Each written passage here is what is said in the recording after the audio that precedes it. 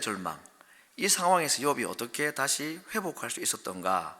지난 주일 소개했던 23장 10절에 있는 말씀, 이것이 그의 절망 가운데서 그를 붙잡아 주었던 희망의 말씀이 되었다 하는 것이었습니다. 8절부터 다시 한번 말씀을 좀 연장을 해서 보겠습니다. 그런데 내가 앞으로 가도 그가 계시지 아니 계시고 뒤로 가도 보이지 아니하며 그가 왼편에서 일하시나 내가 만날 수 없고 그 오른편에 돌이키시나 배울 수 없구나. 하나님이 어디에 분명히 계시다는 걸 알고 있습니다. 그런데 그 하나님을 자기가 볼 수가 없고 만날 수가 없다. 그래서 그가 고백한 것입니다. 그러나 나의 가는 길을 오직 그가 하시나니 그가 나를 단련하신 후에는 내가 정금같이 나오리라. 지금 현재 당하는 그의 고난이 나중에 정금이 된다는 이 믿음과 소망이 절망 가운데 있었던 그를 붙잡아주고 회복할 수 있는 마지막 희망의 한 끈이 되었다 하는 거 우리가 함께 생각했습니다. 우리가 이 욥이 경험하는 이 경험, 희망의 경험, 회복의 경험을 좀 이해하기 위해서는 그가 당했던 고난이 어느 정도로 심각했던가 하는 것을 조금 알 필요가 있겠습니다. 우리가 잘 아는 대로 그는 참 그 동방 그 지역에서는 가장 부유한 사람이라고 그랬습니다. 근데 가지고 있었던 모든 재산을 다 잃어버렸다고 그랬습니다. 10 아들, 딸이 한날 한시에 다 죽어버렸습니다. 자기 몸에는 악창이 나서 기왓장으로 그의 몸을 긁어야만이 살 수 있었을 정도로 그는 재물과 자식과 건강을 다 잃어버린 자였습니다. 그것이 전부가 아니었습니다. 자기의 아내가 자기를 저주하고 떠나버렸고 자기를 위로한다고 왔던 이 친구들이 돌아가면서 자기를 공격합니다. 너가 분명히 하나님 앞에 지은 죄가 있을 것이다. 어떻게 죄 짓지 않은 자를 하나님의 벌하시겠느냐. 하나님은 그런 분 아니다 라고 그를 위로하기는커녕 아픈 상처에 소금을 뿌리듯이 그를 힘들게 만들었습니다. 설상가성으로 그가 당했던 가장 큰 고난은 하나님이 느껴지지 않은 것입니다. 하나님으로부터 버림받았다는, 하나님께 아무리 기도하여도 하나님께서 대답하지 않으신 것이었습니다. 그래서 이 욥이 당하였던 이 여러 가지 어려움들, 그 절망을 우리가 크게 두 감정의 단어로 표현하면 상실감과 거절감, 이 두 단어로 표현할 수 있을 것입니다.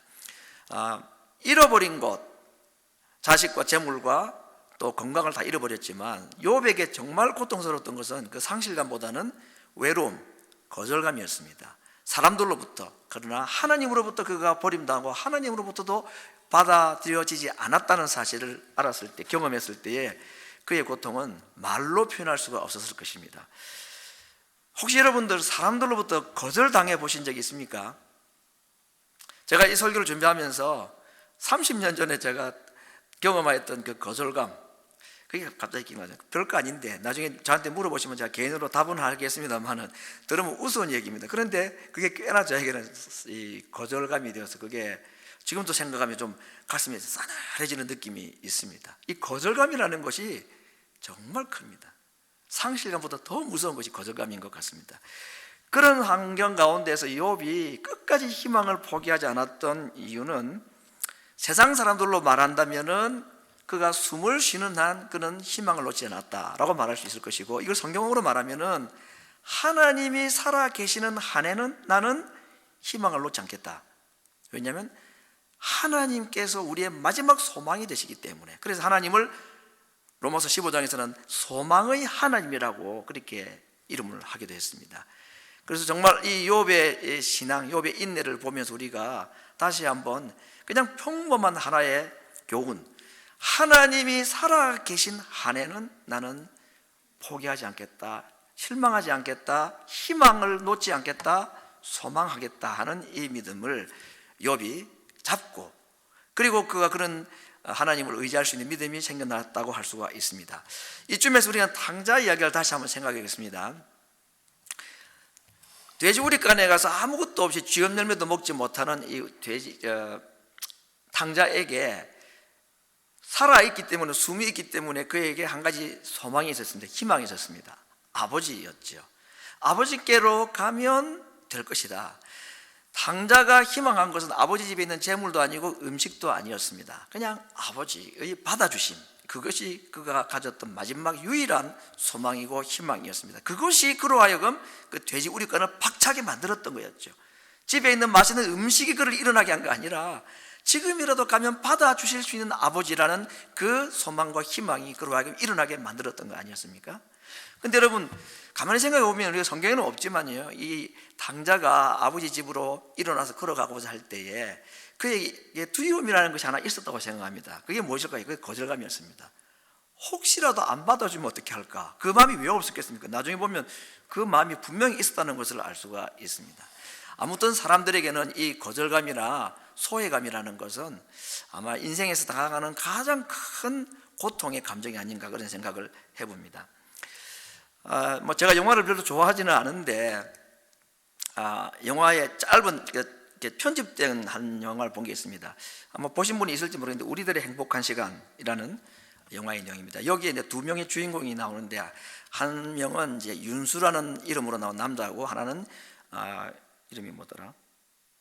유정이라는 이름으로 있는 여자 주인공입니다.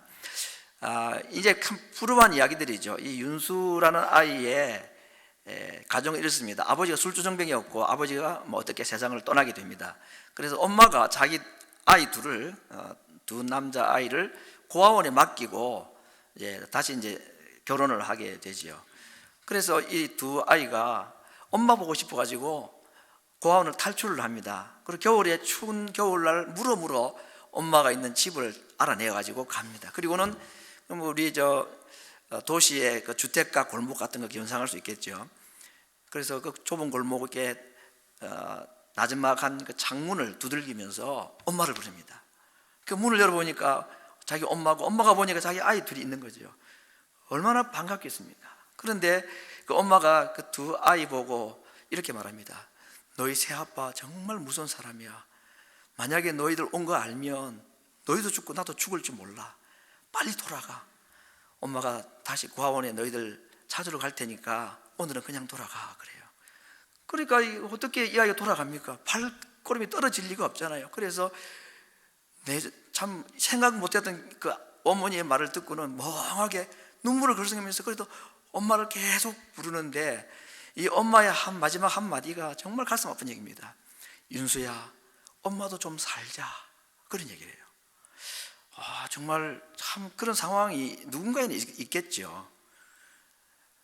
그 말을 들은 이 윤수의 그 맥 풀린 눈동자, 참 지금도 기억이 날 정도입니다. 또 한 주인공은 정말 부자 집안에 태어난 딸 아이입니다. 남부를 거쳐서 부자로 살아갔는데 어느 날 이 아이가 사촌 오빠에게 성추행을 당합니다. 그리고는 정말 찢어지는 가슴으로 엄마한테 와가지고 울면서 왔습니다. 엄마가 딸아이를 보고 왜 그러냐니까 이런 일이 있었다고 하니까 엄마가 말한 거예요. 여자아이가 어떻게 초신했길래 그런 일을 당하느냐고 오히려 자기 딸을 나무래고 막 그래요. 그러면서 딸이 그냥 자기 그 아픈 가슴을 표현한 겁니다. 엄마를 계속 엄마 그게 아니고 막 얘기해도 이 엄마가 화가 나서 그냥 아이의 뺨을 탁 때리면서 쓸데없는 소리 하지 말고 아무한테도 소문내지 말라고 얘기를 해요. 그래서 자기 앞가림하는 거죠. 자기 집안에 이런 불행한 일이 일어났다는 것이 남에게 알려질까 봐 그게 엄마는 더 걱정이고 두려웠던 거죠. 그걸 엄마의 마음을 알았던 이 딸이 얼마나 가슴 아파. 그 유정이라는 이름의 그 배우로 나오는 그 주인공이 그 눈동자 그때 그 엄마한테 맞았을 때 여러분 상상이 되시잖아요, 그죠? 얼마나 좌절감이겠습니까? 두 사람 다 거절감이었습니다. 마땅히 사랑받고 마땅히 인정받아야 될 사람으로부터 인정받지 못하고 거절당했을 때에 그 고통은 어떤 것을 잃어버린, 건강을 잃어버린 사람보다도 더 큰 고통일 것이라는 것은 우리가 충분히 경험할 수 있습니다. 결국 이 윤수는 살인자가 됩니다. 그래서 사형수가 되고 이 유정은 스스로 자기 목숨을 3번이나 끊어버리고 시도를 하고 결국은 이제 교도소에서 이제 두 사람이 만나가지고 회복되는 이런 이제 이야기로 끝이 납니다. 그때 그 장면을 보면서 늘 아쉬운 거 영화니까 그렇긴 합니다만은 그때 엄마가 윤수를 그냥 한번 손이라도 만져주었더라면 그리고 참 어려움 당하고 있는 자기 딸을 그때 한번 품어만 주었으면 괜찮아 이 한마디만 했으면 이들의 인생이 전혀 달라지지 않았겠습니까? 뭐 영화니까 그렇다 하시지만 사실은 이 영화나 드라마 이야기가 우리들 이야기고 우리들 주변에 누군가는 그런 비슷한 일을 당한 일들이 있을 것입니다. 욥이 그랬듯이 없는 것을 빼앗기는 이 상실감보다도 마땅히 사랑받아야 될 줄부터 받지 못하는 사랑의 이 결핍, 이 상실감이라는 것이 정말 더 큰 고통이라는 것을 우리가 충분히 짐작할 수 있는 내용들입니다. 하나님께 우리 인생이 이렇습니다. 과연 하나님이 나를 받아주실 것인가? 하나님이 우리의 마지막 소망이라고들 얘기를 하는데, 탕자가 아버지가 마지막 소망이라 생각하고 아버지께로 가면서도 두려움 감정, 혹시 나를 안 받아주면 어떻게 할까 하는 그런 마음이 있는 것과 같이 우리 인생들이 하나님 앞에 하나님이 나의 마지막 소망이다 생각하고 하나님께 가는데 혹시 하나님이 나를 안 받아주면 어떻게 할까 하는 그런 두려움이 있을지 모르겠습니다. 그런데 그를 걱정할 필요가 전혀 없는 것은 당자부에서도 나타났듯이 하나님은 절대로 그런 분이 아니기 때문입니다. 정말 당자비유에 나타난 그 아버지는 아들이 돌아왔을 때에 왜 그랬느냐, 다시는 그렇게 하지 말아라 하는 평범한 엄격한 충고 한마디 없이 돌아오는 그 아들을 향하여 정말 속눈썹이 휘날릴 만큼 달려가서 그를 부둥켜 안아준 장면, 이것이 하나님 아버지가 돌아오는 자들을 향하여 가지고 계시고 우리를 받아주시고 거절하지 아니하시는 하나님의 사랑에 대한 이야기입니다. 언제든지 얼마든지 우리를 받아주시는 분, 그분이 하나님이고 우리 아버지시다는 걸 말씀한 것입니다. 여러분, 예수님께서 이 아버지와 어머니의 자식 사랑에 대한 설명을 이런 예를 들었습니다. 누가 자식이 떡을 달라는데 돌을 줄 부모가 어디 있으며 생선을 달라 그러는데 뱀을 줄 부모가 어디 있겠느냐. 없는 돈 빚을 내서라도 엄마는 안 먹어도 애들한테 생선 사주고 고기 사주는 게 부모 마음이죠. 그런데 그 당연하고 마땅한 그 아버지를 예수님은 하나님 아버지와 비교하면서 뭐라고 표현하시는지 아시죠? 너희가 악한 자라도 자식에게 좋은 것을 해줄 줄 아는 부모다라고 말했습니다. 어떻게 부모가 자식에게 악한 부모가 어디 있습니까? 그런데 하나님 아버지에 비하면 자식을 위해서 모든 것을 내어줄 정도로 사랑을 베푸는 그 아버지가 오히려 악하다고 해도 될 만큼 하나님은 정말 선하신 분이고 이 땅에 부모로부터 받은 사랑이 얼마나 컸든지 상관없이 하나님 아버지께서 우리에게 주시는 사랑이 더 크다는 것을 그렇게 비유를 하셨습니다. 하나님께 받아들여지느냐 아니면 거부당하느냐, 이것은 이 땅에 있는 모든 인류들의 가장 중요한 공통 문제입니다. 그러나 우리가 걱정할 필요가 없는 것은 앞에 말씀드린 것 같이 하나님이 돌아오는 자기 자녀들, 인생들이 아버지께로 돌아올 때에 그의 과거의 삶이 어땠든지 아무 상관없이 그냥 받아주시는 분이시라는데 우리의 소망이 있는 것입니다. 그래서 우리가 하나님을 소망이라고 말하는 것입니다. 예수님께서 우리를 위해 대신 버림을 당하여 주셨기 때문에 그것이 가능했던 것이었습니다. 하나님께로부터 그는 버림당하시는 고통을 그렇게 말씀했습니다. 엘리 엘리 라마 사박다니, 나의 하나님 어찌하여 나를 버리셨나이까. 왜 예수님이 하나님으로부터 버림당하시는 고통을 경험하셔야 합니까? 그냥 생명만 내어놓으셔도 되는데 왜 버림당하시는 고통을 당하셨는가? 우리가 하나님께 버림당하지 않게 하기 위해서 버림당하시는 고통을 스킵하지 않으시고 그걸 스스로 취하셨다는 것입니다. 그러나 하나님은 과연 예수님을 버리기만 하셨는가? 마지막 예수님의 기도를 보면 아버지여 내 영혼을 아버지의 손에 부탁하나이다. 그래서 버림당하신 아들 예수님이 자기 영혼을 하나님 손에 맡겼을 때 하나님께서 그 영혼을 받아주셨습니다. 그래서 십자가 위에서는 이 버림당하시는 예수님과 다시 영접받고 다시 받아들임을 당하는 이 아들 이야기가 동시에 나타나 있습니다. 버림당할 때 예수님은 나의 하나님이라고 불렀는데 자기를 다시 영접하시는 하나님을 향하여서는 아버지라고 호칭을 바꾸는 것은 우리에게 던져주는 메시지가 크지 않나 생각을 해봅니다. 탕자가 아버지께서 자기를 받아주실지 안 받아주실지 확신이 없이 사실은 갔는데 뜻밖의 아버지가 받아줬습니다. 그래서 그 아버지 마음을 누그러뜨리게 보기 위해서 그는 온갖 생각을 다 했습니다. 아버지, 내가 하늘과 아버지께 죄를 범했습니다. 저는 더 이상 아버지에게 아들이라고 부를 자격이 없는 자입니다. 왜 이런 말 합니까? 혹시라도 자기를 버리실까봐 그 버리지 말아달라는 간절한 마음을 그렇게 표현한 거겠죠. 그냥 품꾼의 하나로만 보아주십시오, 이렇게 이야기를 했습니다. 왜 이런 얘기를 해야 합니까? 혹시라도 나 안 받아주면 어떻게 할까 하는 그 두려움에서 그래 했는지 모르겠습니다. 그런데 욥은 어떻습니까, 여러분?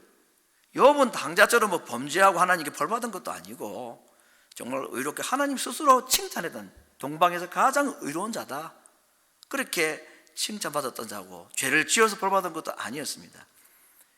그런데 욥이 하나님께 기도할 때에, 하나님께 부르짖을 때에 하나님은 응답하지 않았습니다. 당자는 돌아올 때 아버지는 달려갔는데 욥은 하나님께 아무리 기도를 해도 하나님이 들어주지 않으시고 응답하지 않아요. 물론 하나님께서 어떤 의도를 가지고 그를 훈련하시고 단련하시기 위해서 했지만, 아무튼 이 당자와 욥은 비슷한 거절감 가운데 있지만 그러나 전혀 다른 차원에서 그들은 경험하고 있습니다.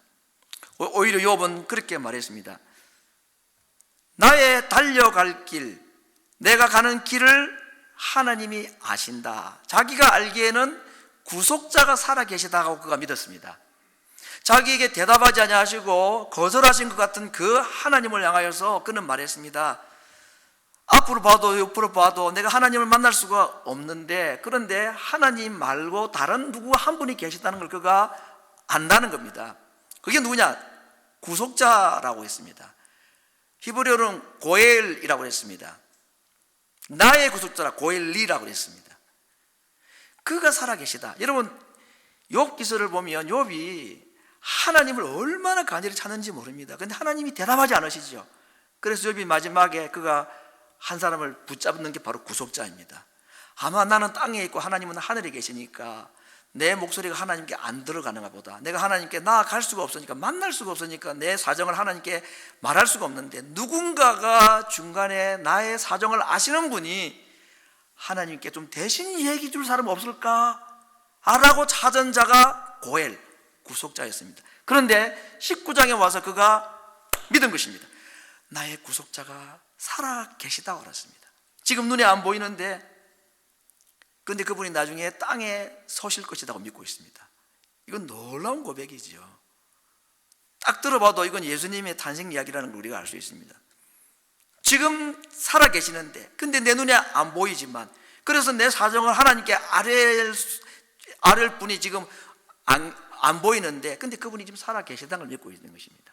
언젠가는 그분이 땅에 있을 것이다 라는 고백입니다.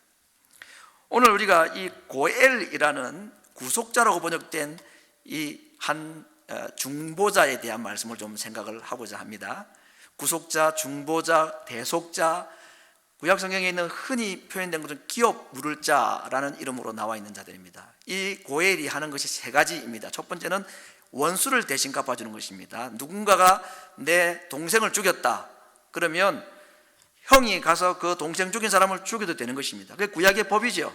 그거 도피성으로 피해가지만 않는다면 이 복수의 죽음을 당할 수밖에 없는 것이, 이게 형이 할 일입니다. 이거 예수님께서 우리에게 하셨습니다. 우리의 원수인 사탄을 원수 갚아주셨습니다. 우리에게 원수가 되는 이 죽음을 원수 갚아주셔서 우리로 하여금 사탄에게, 죽음에게 굴복당하지 않도록 해주신 분이십니다. 두 번째는 빚을 갚아주는 것입니다. 가장 유명한 이야기 중에 하나가 이 보아스와 룻 이야기죠. 모든 그 집의 동생의 집, 형의 집, 가족의 빚을 대신 다 갚아주는 겁니다. 예수님께서도 십자가 위에서 테텔레스타이, 다 이루었다라는 말씀하실 때 이것이 바로 빚을 다 갚았다, 모든 것이 다 빚 갚아졌다 하는 선언이었습니다. 세 번째는 이 고엘이 하는 일은 자녀까지 낳아줘야 되는 것입니다. 바로 보아스가 룻과 결혼함으로 말미암아 나오미에게 자손을 낳아주는 이야기입니다.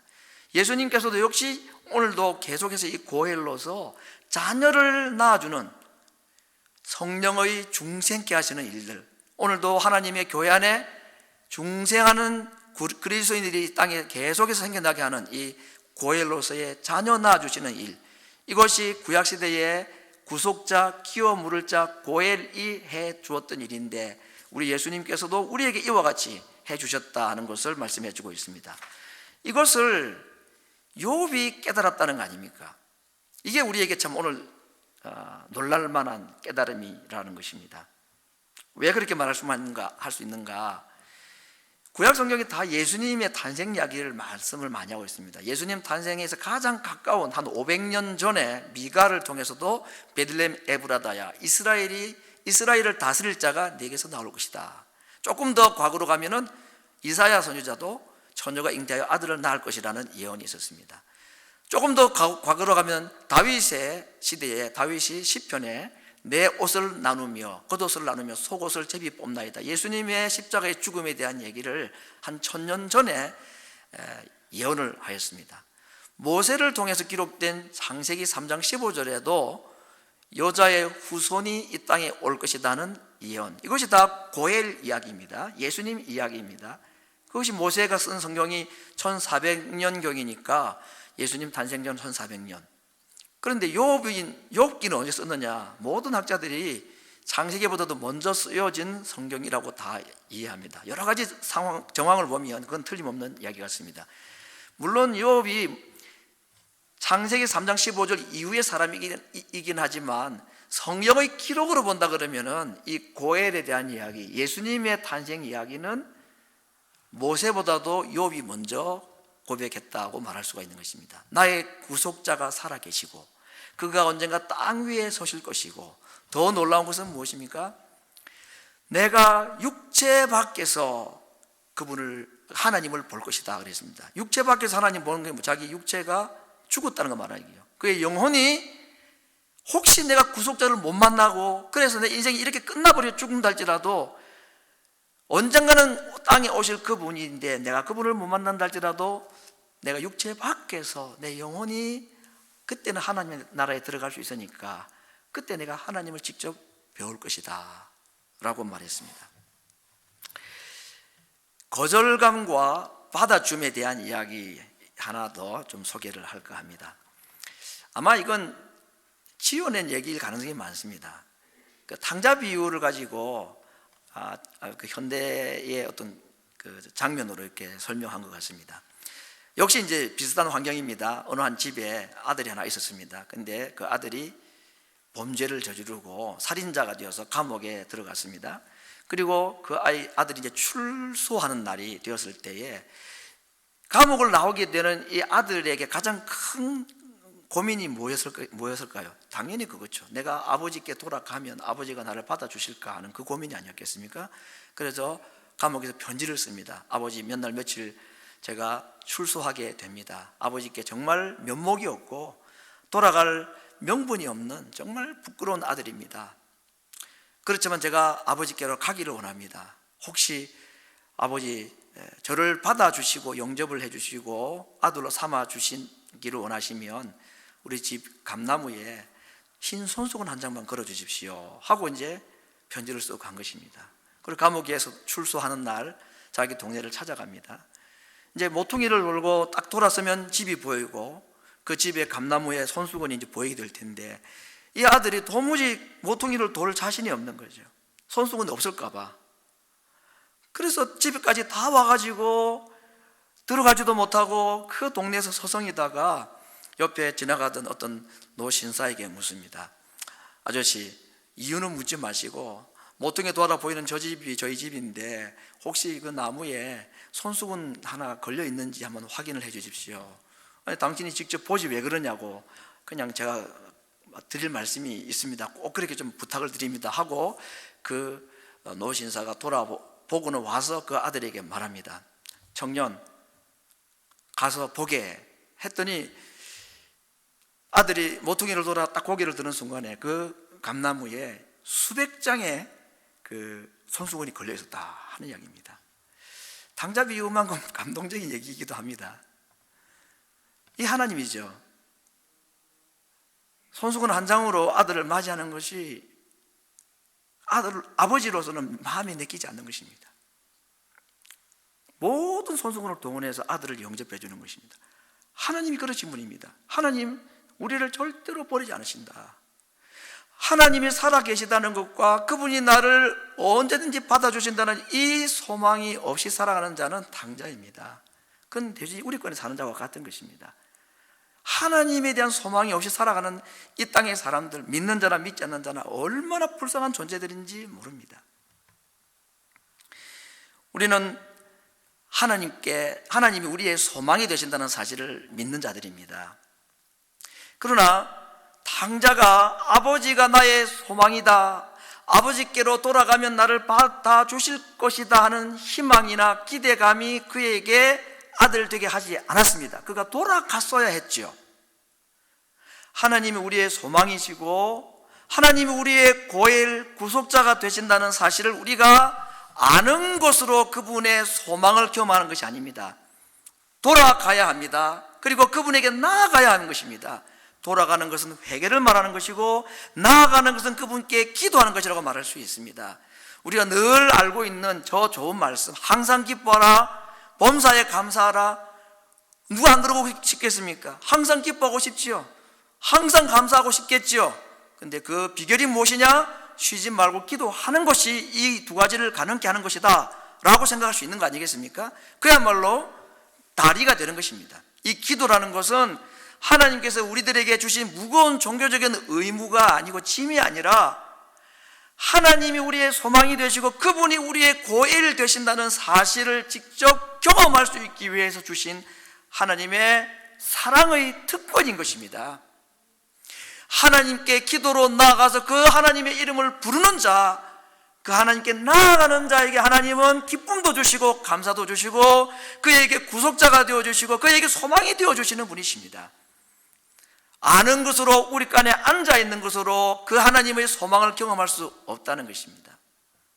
그러므로 하나님이 우리의 마지막 소망이 되신다는 사실을 아는 자, 믿는 자는 하나님께 돌아가야 하고 모든 절망과 가능성이 없어 보이는 그 순간에도 하나님은 나의 소망이 되시고 하나님이 살아계시는 한에는 나는 절대로 절망하지 않을 수 있다는 그 믿음을 가진 자는 하나님께 나아가야 합니다. 그분의 이름을 불러 기도해야 합니다. 기도줄이 생명줄이고 기도줄이 소망줄인 것입니다. 그래서 하나님을 소망의 하나님이라고 말씀하셨고 그 소망의 하나님께 고엘 되시는 예수님의 이름으로 나아가 구할 때에 하나님께서 기쁨과 평강을 우리에게 주신다라고 로마서 15장 13절에서 그렇게 말씀을 하셨습니다.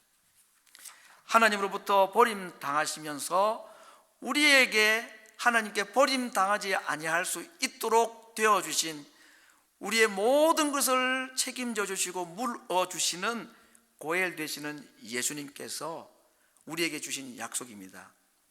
내 이름으로 무엇이든지 내게 구하면 내가 시행하겠다.